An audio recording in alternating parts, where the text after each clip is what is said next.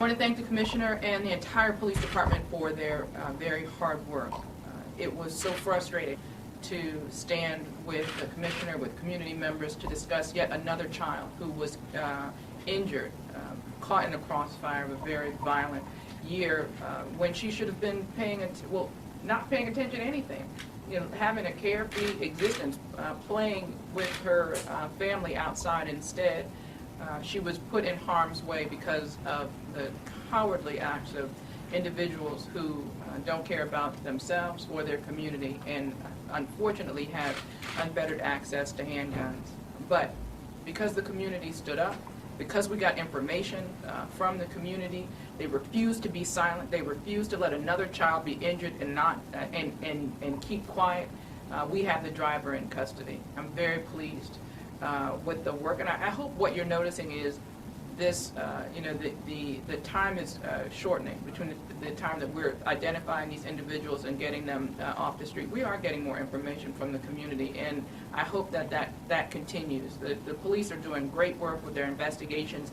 Those investigations can only happen when we get the information from the community. So I want to thank again everyone who came forward. We know that the information, I'm confident, is going to lead to an arrest of the shooter as well.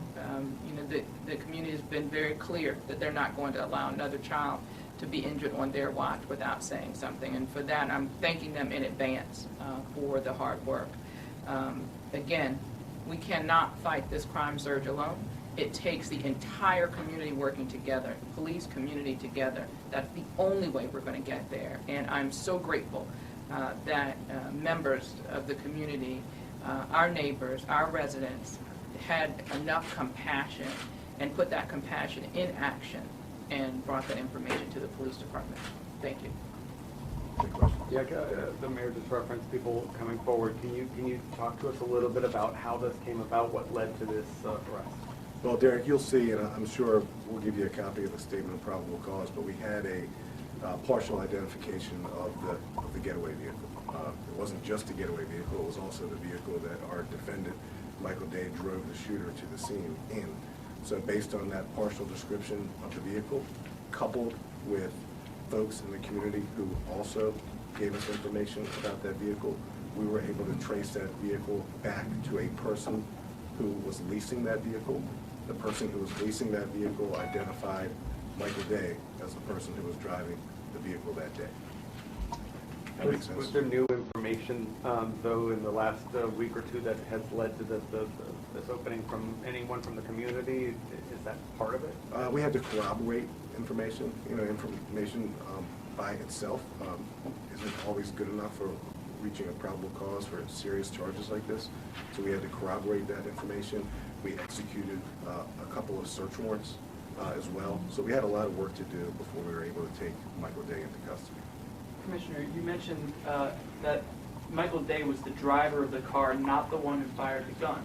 Correct. Correct. So how is he being charged with these attempted murder charges? Well, in Maryland, if you participate in a murder, you can be charged with the same crimes that the person who pulled the trigger is charged with. So obviously we worked in partnership with the state's attorney's office. You can be equally culpable in a murder or a non-fatal shooting or any crime if you participate in that crime in any way, shape, or form. And Michael Day's activity on this particular day facilitated the transportation of the shooter to the scene, facilitated the transportation of the shooter away from the scene. Michael Day never had a change of heart. He never came forward, never had a guilty conscience. You know, I met with this little girl who spent several days in a local hospital with her family and friends. And you know, like the mayor said, 9-year-olds shouldn't have to even think twice about playing in their front yards.